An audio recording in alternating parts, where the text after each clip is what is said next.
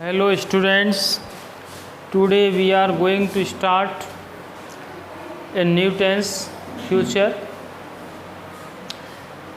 with all its different forms. Number first in future tense, future indefinite tense. जैसा कि आप पहले present के सारे टेंसेस आपने पढ़े विद ऑल डिटेल्स, फिर उसके बाद आपने पास्ट के पढ़े, इसी प्रकार आपका जो फ्यूचरिटी शो करता है, भविष्य की या आने वाले समय की घटनाओं को जो अभिव्यक्त करता है, उस टेंस के बारे में आज हम पढ़ेंगे। और वो टेंस कौन सा है? नंबर 1 करके future indefinite tense. Future indefinite tense. Future indefinite tense means अनिश्चित भविष्य काल। अनिश्चित भविष्य काल क्या है? अनिश्चित भविष्य काल। ये देखें, अनिश्चित वर्तमान काल था, उसके बाद अनिश्चित हमने भूतकाल पढ़ा, तो उसी के अनुसार हमारा यहाँ पर अनिश्चित भविष्य काल है। ठीक है ना? कौन कब से कब तक करता है, कोई भी कार्य को इसमें जो दर्शाया जाता है वो अनिश्चित स्थिति में दर्शाया जाता है। तो पूरी भविष्य की, अब से क्षण भर समय के या जो भी समय है, अब से आगे की सारी बातें हैं, वो सारी भविष्य की कहानी पूरे फ्यूचर में आती हैं। लेकिन फ्यूचर को भी हमने हिस्सों में विभाजित कर दिया, indefinite, continuous, perfect and perfect continuous. उन्हीं 4 स्थितियों में हम इन टेंसेस को पढ़ेंगे। जैसे कि फ्यूचर इंडेफिनेट की जो पहचान है, आइडेंटिफिकेशन है, इसकी आईडी है, तो वो लिखोगे नंबर 1 पहचान।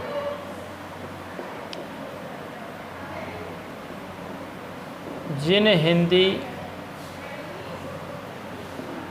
वाक्यों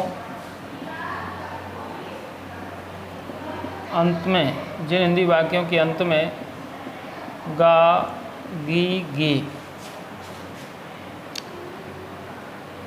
अथवा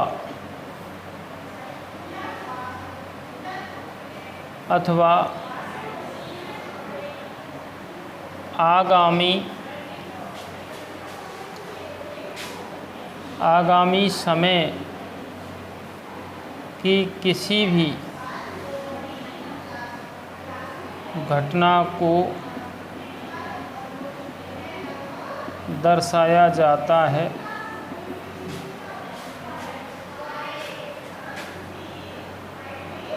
वह है फ्यूचर इंडेफिनिट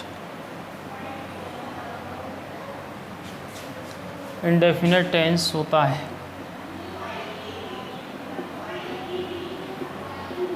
ठीक है ना? तो गागी के आ जाएं वाक्यों के अंत में, या आगामी समय की किसी घटना को दर्शाया जाता है, वो फ्यूचर इंडेफिनिट टेंस होता है। नंबर 2 इसकी जो हेल्पिंग वर्ब हैं, वे मॉडल वर्ब के नाम से भी जाना जाता है उन्हें। तो वो कौन है? शैल ऑब्लिक विल। यानी 2 शब्द हैं हमारे पास, एक शैल है और एक विल है, जिनके द्वारा हम फ्यूचर को शो करते हैं। आपने मॉडल वर्ब है तो उसके बारे में भी आपको समझना है कि सब्जेक्ट के अनुसार इनको अपन प्रयोग करते हैं। यानी कब शैल को मॉडल वर्ब कहें और कब हम फ्यूचर इंडेफिनेट की या अन्य फ्यूचर की इसको हेल्पिंग वर्ब कहें। तो नियम यह है पूरे फ्यूचर में। तो देखिए इसमें शैल और विल का कैसे यूज करते हैं अपन, नोट करके आप लिखोगे। केवल आई और वी कर्ता के साथ, आई और वी कर्ताओं के साथ शैल लगाते हैं, और सभी कर्ताओं के साथ विल लगाते हैं, ठीक है ना। तो सेल और विल का जो लगाना होता है इस टेंस में किस तरीके से होता है, केवल आई और वी कर्ताओं के साथ सेल लगाते हैं और सभी कर्ताओं के साथ विल लगाते हैं। यदि इसके विपरीत स्थिति हो कि आई वी के साथ अपन सेल ना लगा करके आई वी के साथ अपन विल लगा दें और अन्य कर्ताओं के साथ हम सेल लगा दें, तो फिर ये मॉडल वर्ब का यूज होगा, ठीक है ना। मॉडल वर्ब का यूज कैसे, कि हम जो पढ़ रहे हैं वो आई और बी के साथ, यानी टेंस में तो आई बी के साथ क्या पढ़ रहे हैं अपन, सेल पढ़ रहे हैं, अन्य सब्जेक्ट के साथ या अदर सब्जेक्ट के साथ, अन्य सब्जेक्ट के साथ अपन क्या पढ़ रहे हैं, विल। तो ये तो है फ्यूचरिटी, सिंपल फ्यूचरिटी है, सिंपल फ्यूचरिटी है। और यदि इसका क्रॉस है जाए ऐसे कि आई बी के साथ विल लगाएं अपन और अन्य कर्ताओं के साथ क्या करें अपन, सेल कर दें, तो फिर ये इनको मॉडल के नाम से जाना जाएगा। किसके नाम से जाने जाएगा, मॉडल वर्ब। जैसे कि अपन बोलें आई सेल गो टू आगरा, मैं आगरा जाऊंगा, तो ये एक सामान्य संभावना है, लेकिन आई के साथ आप सेल ना लगा करके क्या लगा रहे हो, I will go to Agra. तो उस कंडीशन में ये होगी बात कि आप किसी बात पर प्रेशर करके कह रहे हो और आपका कहना ये है कि मैं ज़रूर आगरा जाऊंगा, ठीक है ना। तो ये कंडीशन है इसमें। तो देखें आप कि हम केवल सिंपल फ्यूचर पढ़ रहे हैं, मॉडल्स आपको पढ़ाए जाएंगे जब आपको और विशेष बातें इनके बारे में बतलाई जाएंगी। तो ये कंडीशन है हेल्पिंग वर्ब, सेल और विल है और उनको कर्ता के अनुसार इस तरीके से लगाते हैं। Number 3 main verb. Main verb indefinite में मेन वर्ब के साथ एम बी फर्स्ट फॉर्म लगाते हैं। क्या लगाते हैं, एम बी फर्स्ट फॉर्म।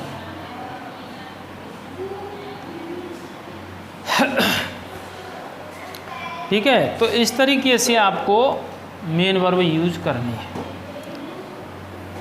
अब हमारा जो मेन वर्क है, केवल ये 3 बातें हमारे पास टेंस सीखने के लिए होनी चाहिए कि हिंदी इंग्लिश का जो मीडियम दोनों को मिलाकर हम पढ़ रहे हैं, उसमें हिंदी को साथ लेकर के हम अंग्रेजी बनाना सीख रहे हैं।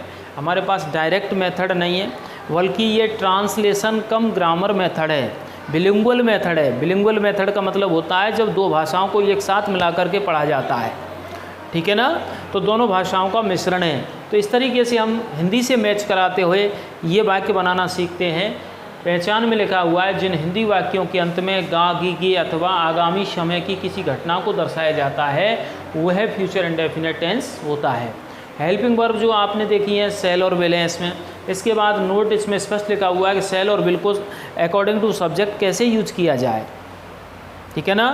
तो केवल आई और बी कर्ताओं के साथ सेल लगाते हैं और अन्य सभी कर्ताओं के साथ अपन विल लगाते हैं और मेन वर्ब की फर्स्ट फॉर्म लगती है। अब हम इससे आगे क्या पढ़ेंगे, इससे आगे हमको सेंटेंस बनाना देखना है।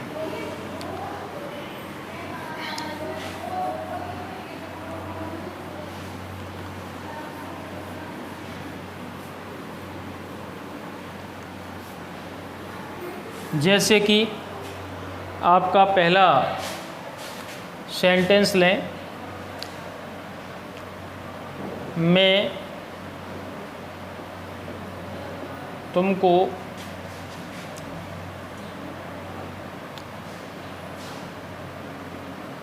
एक कहानी सुनाऊंगा। मैं तुमको एक कहानी सुनाऊंगा। तो देखिए सुनाना वर्ब हो गई, क्या सुनाऊंगा, ये कहानी डायरेक्ट ऑब्जेक्ट हो गया, किसको सुनाऊंगा तुमको इनडायरेक्ट ऑब्जेक्ट हो गया, मैं सब्जेक्ट। तो सबसे पहले आप आई सब्जेक्ट लगाओगे, आई के बाद सेल, और सुनाने बताने कहने के लिए स्पेलिंग जो आती है वो टेल आती है। आई सेल टेल यू ये स्टोरी। और यदि आप ऐसा करते हो कि आप I shall tell you direct object को पहले लिखना चाहें, इनडायरेक्ट ऑब्जेक्ट को पीछे ले जाना चाहें, तो 2 या 4 में से कोई भी आप एक प्रपोजिशन यूज़ कर सकते हैं। तो उसका मतलब ये हो जाएगा I shall tell a story to you या फॉर यू।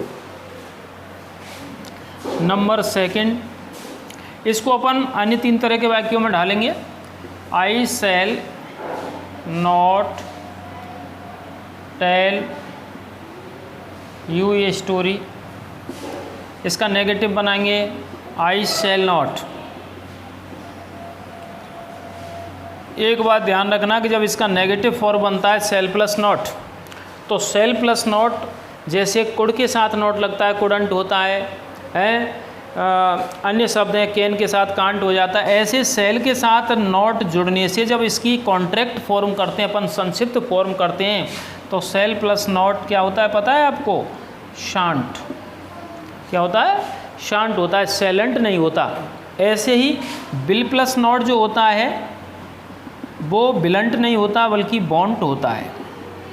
ठीक है, तो ये इसकी जो संक्षिप्त फॉर्म है वो ध्यान रखनी है कि सेल प्लस नॉट शांट होता है और बिल प्लस नॉट क्या होता है?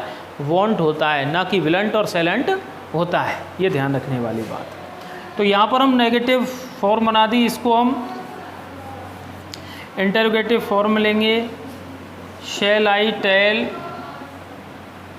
You a story question mark, और ये प्रश्नवाचक नकारात्मक हो गया, shall I not tell you a story. ठीक है ना? तो इस तरीके से हम इसको I shall tell you a story, I shall not tell you a story, shall I tell you a story. तो ये कंडीशन आपके 4 वाक्य हो गए। इसके बाद हम नेगेटिव सेंटेंस देखें डायरेक्ट मेथड में।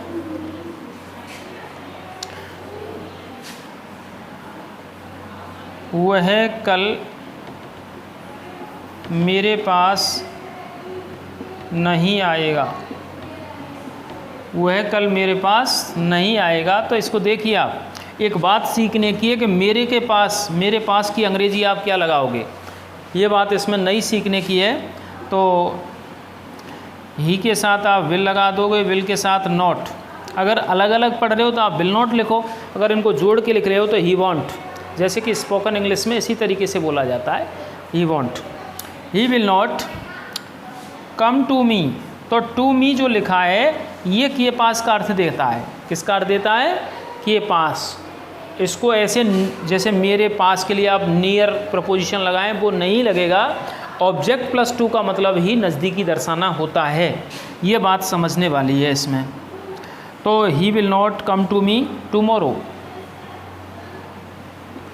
ही will not come to me tomorrow, वह कल मेरे पास नहीं आएगा। तीसरा देखिए, क्या अगले वर्ष हमारा देश विकसित हो जाएगा? हो जाएगा। क्या अगले वर्ष हमारा देश विकसित हो जाएगा? अब सबसे पहले जो क्या आ गया, क्वेश्चन मार्क लगा हुआ है, प्रश्नवाचक वाक्य है, तो इसमें क्या के लिए आप क्या जवाब दोगे? अगले वर्ष समय है, कौन विकसित हो जाएगा? हमारा देश। तो विकसित होने के अर्थ में हम अलग अलग वर्ब भी इस्तेमाल कर सकते हैं, और विकसित के अर्थ में हम डेवलप का अर्थ ही होता है कि विकसित होना। तो देखिए क्या का अर्थ देने के लिए क्या आएगा? Will our country. सहायक क्रिया को क्या के अर्थ में हमने आगे ले लिया? Will our country. तो अगर हम लेंगे विल आवर कंट्री बिकम, या बी का अर्थ भी हम ले सकते हैं will be developed. Be means होना होता है, बनना होता है। Will our country be developed अगले वर्ष, नेक्स्ट ईयर। दूसरा तरीका यह है कि विल आवर कंट्री डेवलप, यानी डेवलप क्रिया को हम फर्स्ट फॉर्म के रूप में यूज कर लें, तो ये विकसित और होना दोनों का अर्थ दे पाएगा। विकसित और होना इसी में अर्थ है डेवलप, और यहाँ पर हम डेवलप्ड का मतलब विकसित है और बी का मतलब होना है। बी वाजवर बीन इसकी फॉर्म चलती है वो उस तरीके से। Will our country developed next year. इस तरीके से यदि आपको develop form as a main verb use करनी है जब, तो आप डेवलप ही लगाएं, और यदि आपको हो जाने के अर्थ में बी लगाना है तो फिर यहाँ विकसित के लिए हमें पास्ट पार्टिसिपल का यूज़ करना होगा, एम बी थर्ड फॉर्म का प्रयोग करना होगा जो एडजेक्टिव की भूमिका निभाता है। कैसा देश? विकसित देश। तो देश की जो विशेषता हुई वो कैसा हुआ? विकसित। तो यहाँ पर डेवलप्ड शब्द कैसा है? एडजेक्टिव है, और यहाँ पर as a main verb use हुई है डेवलप, ये जानने वाली बात है। ठीक है ना। आगे देखें आप नेक्स्ट।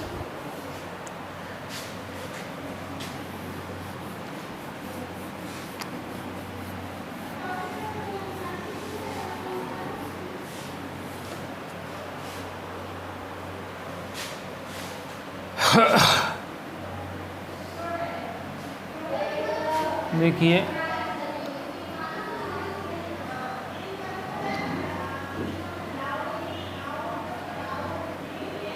उत्तर प्रदेश का मुख्यमंत्री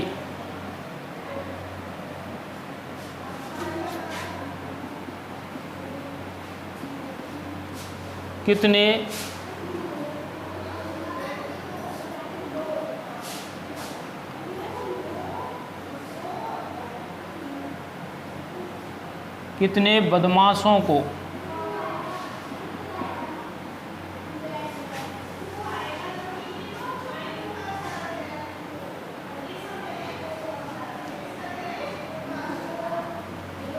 सजा देगा? ये देखिए, उत्तर प्रदेश का मुख्यमंत्री कितने बदमाशों को सजा देगा, और इसमें ऐसे हो सकता है कितने बदमाशों को और सजा देगा। ठीक है ना। तो इस तरीके से देखें आप, उत्तर प्रदेश का मुख्यमंत्री, तो कितने बदमाशों के लिए आप क्या लगाओगे? तो हाउ मैनी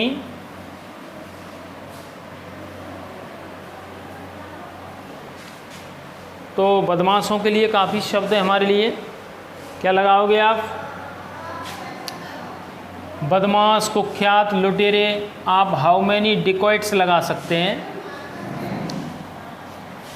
ठीक है। और ये क्या है? How many villains, how many villain, villain means क्या है? खलनायक, गुंडे, बदमाश।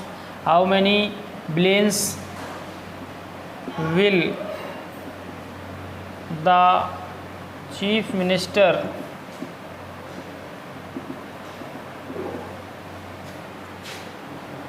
ऑफ उत्तर प्रदेश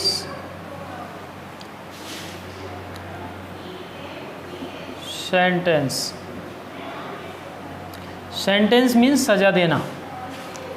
सेंटेंस वाक्य भी होता है, और सेंटेंस का अर्थ क्या होता है? सजा देना। Sentence as a verb use की है, और दंड देना एक पनिश भी होता है, पनिश भी यूज कर सकते हैं अपन। ठीक है ना। तो ये इस तरीके से हमारा ये वाक्य है, हाउ मैनी विलेन्स। तो मैंने आपको सबसे पहले how much, how many, whose, which का नियम बताया था। तो उसके साथ नाउन को अपन जोड़ के लिखते हैं, how many villains will the chief minister of Uttar Pradesh sentence. Sentence सजा देना होता है, पनिश लगा सकते हैं। तो इस तरीके से। पांचवा है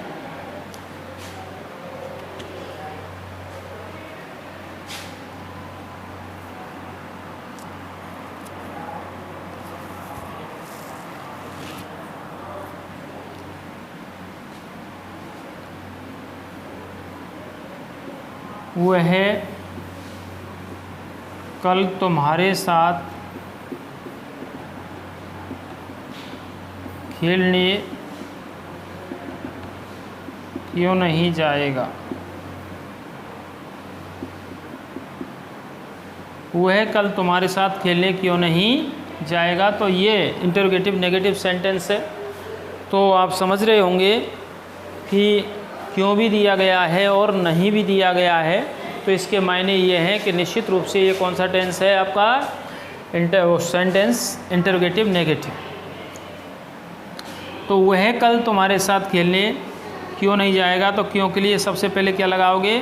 Y will he not, why will he not go to play with you tomorrow. Why will he not go to play with you tomorrow. ये आपके मुख्य वाक्य अर्थात फ्यूचर इंडेफिनिट टेंस में बतलाया गया। अब आपका नेक्स्ट जो टेंस स्टार्ट होता है वो कौन सा होता है? Future continuous.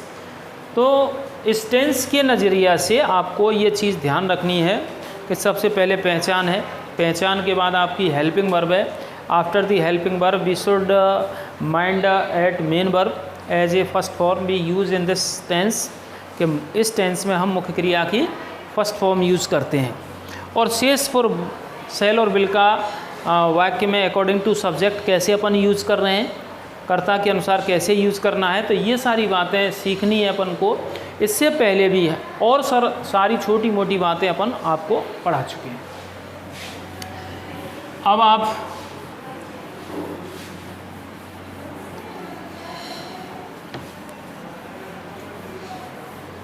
नेक्स्ट लेंगे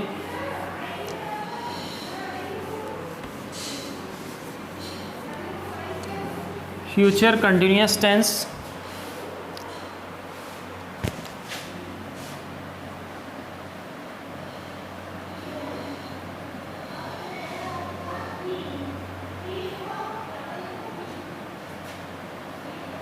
इसका मतलब क्या है?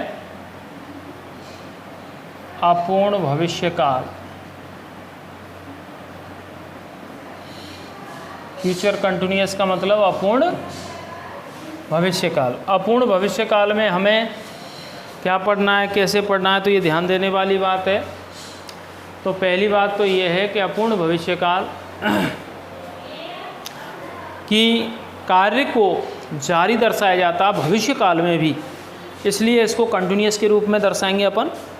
तो देखिए, यानी इस टेंस के अंदर एक बहुत बड़ी इमेजिनेशन होती है, कल्पना होती है। हम कल खेल रहे होंगे, हम कल खेल रहे होंगे, यानी हम आज जो स्थिति में कोई भी काम कर रहे हैं लेकिन कल के बारे में पहले से ही कह रहे हैं कि हम ये कर रहे होंगे। मेरा दोस्त कल इस समय मेरे पास आ रहा होगा, रहा होगा, रही होगी, रहे होंगे, ऐसे करके इसमें पहचान होती है। तो इस कंडीशन में अपन देखते हैं। नंबर 1 पहचान, वही पॉइंट होगा आपका। तो हमको पढ़ना है जिन हिंदी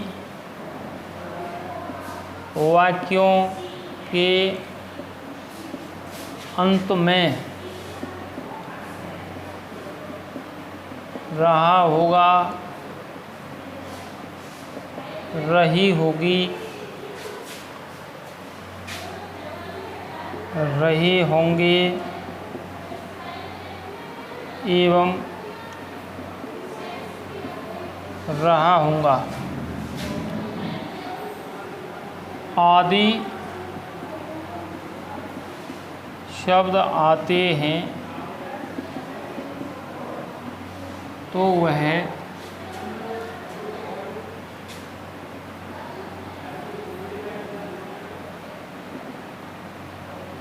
फ्यूचर कंटिन्यूअस टेंस होता है। अर्थात इस टेंस के माध्यम से, अर्थात इस टेंस के माध्यम से हम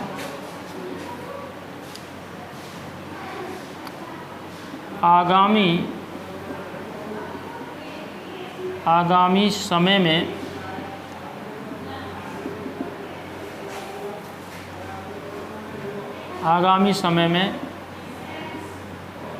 कल्पना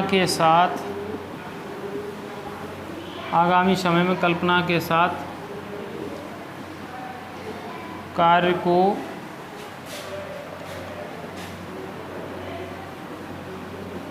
जारी दर्शाते हैं। ठीक है ना। दूसरा हो गया इसमें हेल्पिंग वर्ब। हेल्पिंग वर्ब जो है वो आपकी वही सेल और विल में इसमें बढ़ोतरी होती जाती है। सेल एवं विल, शैल भी और विल भी। शैल बी और विल बी लगाना भी उसी तरीके से होता है। नोट आप डाल सकते हैं, केवल आई और बी दो कर्ताओं के साथ शैल भी लगाते हैं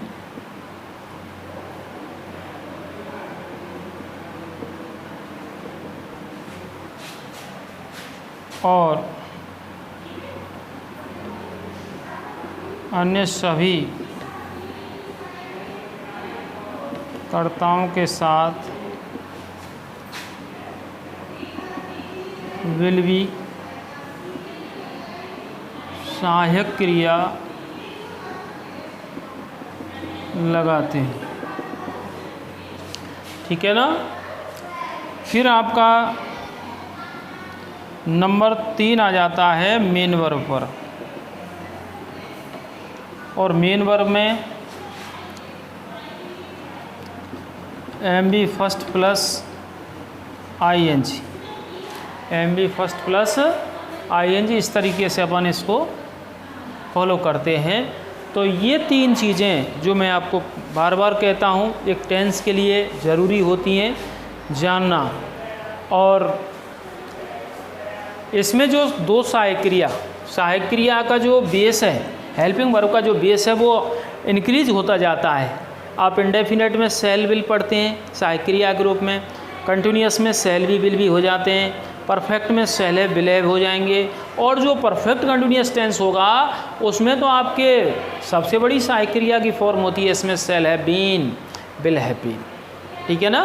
तो इस तरीके से आप दोबारा से देखें, कोई भी एरर हो उसको अपन सही करेंगे। जिन हिंदी वाक्यों के अंत में रहा होगा, रही होगी, रहे होंगे एवं रहाऊंगा आदि शब्द आते हैं तो वो फ्यूचर कंटिन्यूअस टेंस होता है। अर्थात इस टेंस के माध्यम से हम आगामी समय में कल्पना के साथ कार्य को जारी दर्शाते हैं। ऐसा हो रहा होगा तो कल्पना जुड़ी हुई है हमारी साथ में। फिर हेल्पिंग वर्ब है, शैल विल थे इंडेफिनेट में, उसमें बी और ऐड किया हमने तो शैल भी विल भी हो गया।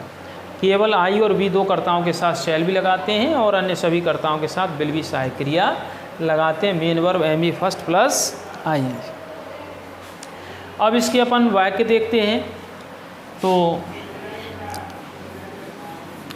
वाक्यों की स्थिति देखें कि इसमें जो एफर्मेटिव से negative, interrogative and interrogative negative चारों ही प्रकार के जो वाक्य हैं उन चारों ही प्रकार में बी फॉर्म होने की वजह से तो नॉट की कंडीशन कहाँ पर बनती है वो समझना है आपको। देखिए, हम कल इस रेलगाड़ी से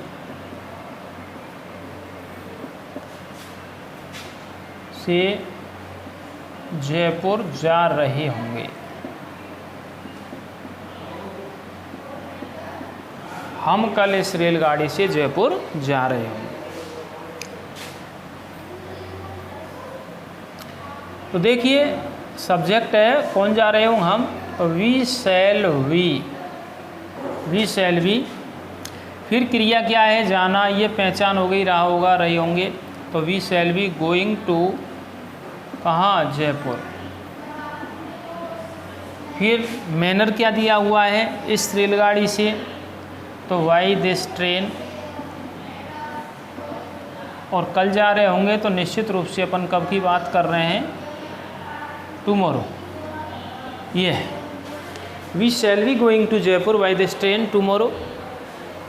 और इसको नेगेटिव करें तो वी शैल नॉट बी। समझनी है बात के, नॉट बीच में आता है कि जब सहायक क्रिया के 2 शब्द हो जाते हैं तो नॉट हमेशा नेगेटिव वाक्य में बीच में आएगा।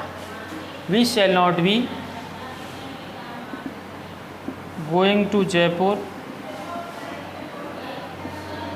Bye this train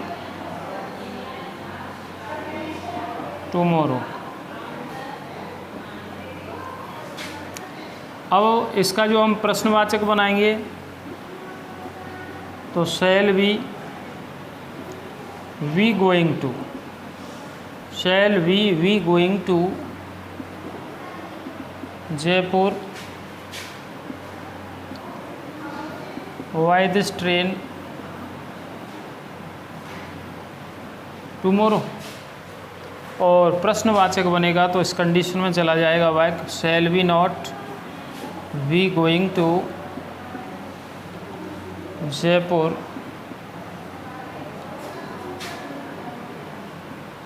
Y this train tomorrow.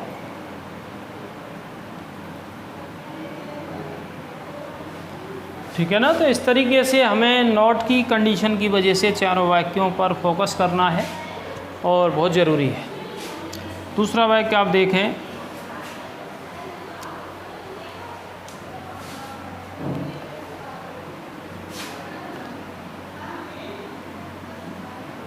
कुछ विद्यार्थी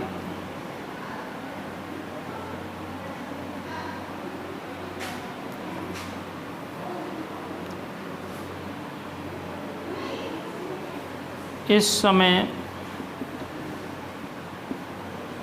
अगले दिन फुटबॉल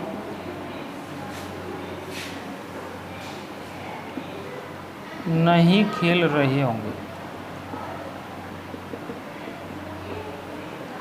कुछ विद्यार्थी इस समय अगले दिन फुटबॉल नहीं खेल रहे होंगे, तो कुछ विद्यार्थियों के लिए क्या लगा दोगे आप, सम स्टूडेंट्स, ठीक है ना, will not be playing, some students will not be playing football at this time next day, अगले दिन। ये नेगेटिव वाक्य है, some students will not be playing football at this time next day, at this time tomorrow, अगले दिन के लिए वैसे भी लिखें। तीसरा वाक्य देखिए,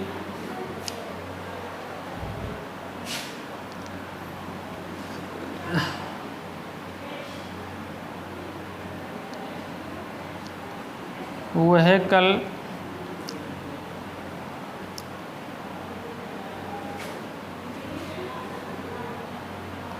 कल शाम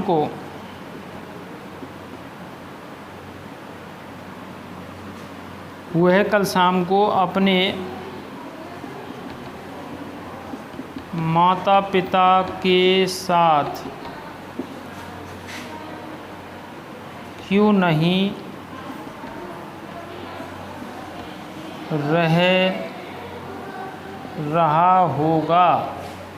वह कल शाम को अपने माता पिता के साथ क्यों नहीं रह रहा होगा मीन्स इंटरोगेटिव नेगेटिव सेंटेंस है यह। तो क्यों नहीं रह रहा होगा, तो सबसे पहले कह दिया हमने why will he not living, why will he not living, sorry why will he not be living with his parents कल शाम को अपने माता पिता के साथ ये लिख चुके हैं, तो कल शाम को अपन कर देंगे टुमारो इवनिंग।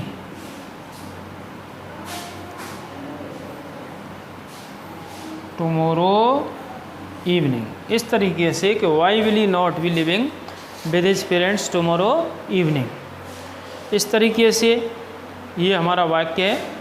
और भी देखें आप वाक्य जो आप नेगेटिव इंटरोगेटिव नेगेटिव है, और एक एफर्मेटिव को हमने चारों वाक्यों में तब्दील किया।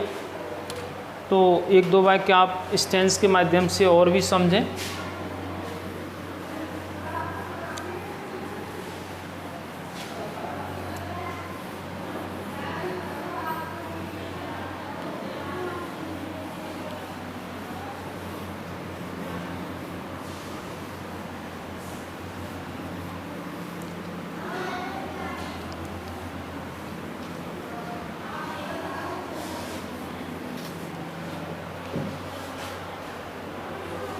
देखिए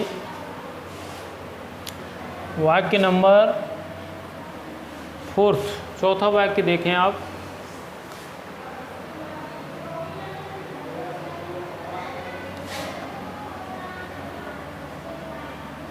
क्या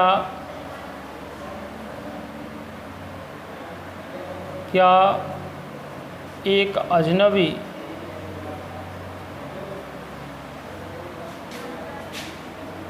मेरे साथ सुबह सड़क पर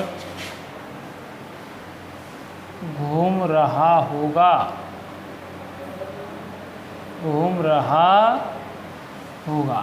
क्या एक अजनबी मेरे साथ सुबह सड़क पर घूम रहा होगा? तो कहने का मतलब यह है कि क्या एक अजनबी मेरे साथ सड़क पर घूम रहा होगा। तो कैसा है वाक्य? इंटरोगेटिव। किससे स्टार्ट है? क्या से शुरू है। तो क्या से जो शुरू होने वाले प्रश्न होते हैं वो हमेशा आंसर की जो रिक्वायरमेंट होती है उनकी यस या नो में होती है। किसमें होती है? यस या नो में। कैसे? क्या एक अजनबी मेरे साथ सुबह सड़क पर घूम रहा होगा। तो एक अजनबी के अनुसार क्या लगाएंगे आप? Will A stranger. अजनबी से क्या बोलेंगे? Will A stranger be walking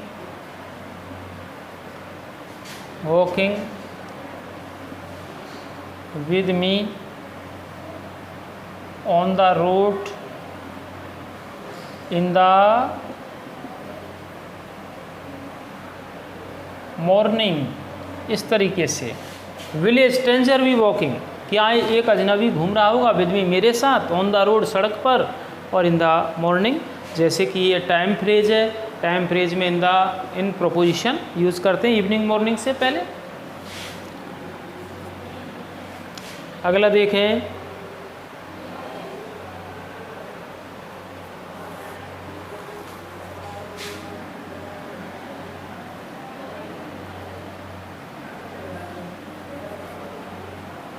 वे अगले वर्ष इस शहर में कैसा महसूस कर रहे होंगे?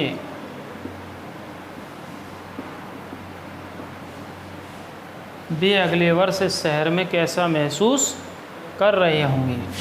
तो कैसा के लिए आप क्या लगाओगे? कैसा, कैसी, कैसे? तो हाउ विल दे। कैसा होगा? How will they B. How will they B, महसूस करना वर्ब हो गई। फीलिंग इन दिस सिटी, और अगले वर्ष के लिए आप क्या करोगे? नेक्स्ट ईयर लगा दोगे। क्या लगा दोगे? Next year. तो 5 वाक्यों में आपको जो विशेषता देखना है कि पैटर्न है वाक्य बनाने का वो किस तरीके का है, और वाक्य पैटर्न पर ही फोकस करना है। सारी चीज़ें अर्थ कैसे निकालते हैं। तो यहाँ पर WH वर्ड लगाया, WH वर्ड के बाद क्या लगाई आपने? हेल्पिंग वर्ब यूज़ की। हेल्पिंग वर्ब का आधा हिस्सा पहले और आधा हिस्सा यानी half part of the helping verb be use after the subject.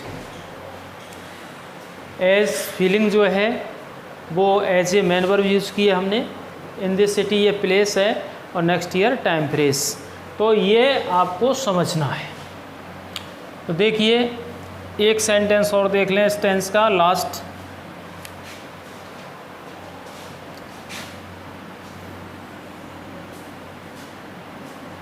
तुम में से कुछ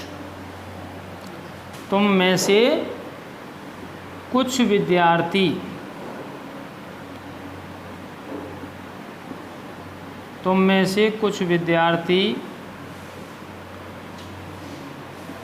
अगले महीने